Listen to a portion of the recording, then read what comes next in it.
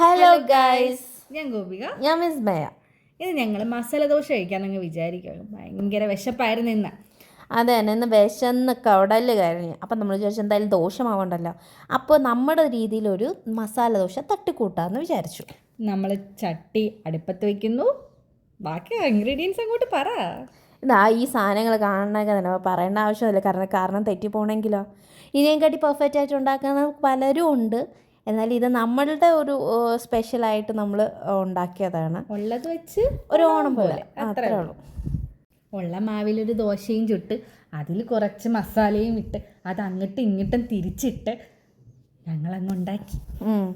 പക്ഷെ കാണാൻ ഒരു ലുക്കില്ലെങ്കിലും ഗൈസ് നല്ല രുചി. നമ്മൾ കഴിച്ച് കഥ പറയും. അമ്മിക്കുട്ടാ, ദോശ, നമ്മുടെ സ്പെഷ്യൽ മസാല ദോശ എങ്ങനെയുണ്ട്? ഫസ്റ്റ് ബൈറ്റ് എൻ്റെ ആമിക്കുട്ടി. ആമി എങ്ങനെയുണ്ട്? സൂപ്പറാണോ? അമ്മ നോക്കിയോ?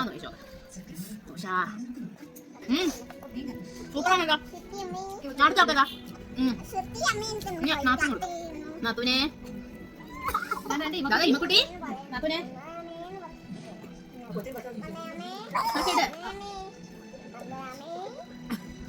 എങ്ങനെയുണ്ട്? വാവ്, എക്സ്പ്രഷൻ കണ്ട അടിപൊളി. നമ്മുടെ സ്റ്റൈലിലുള്ളൊരു മസാല.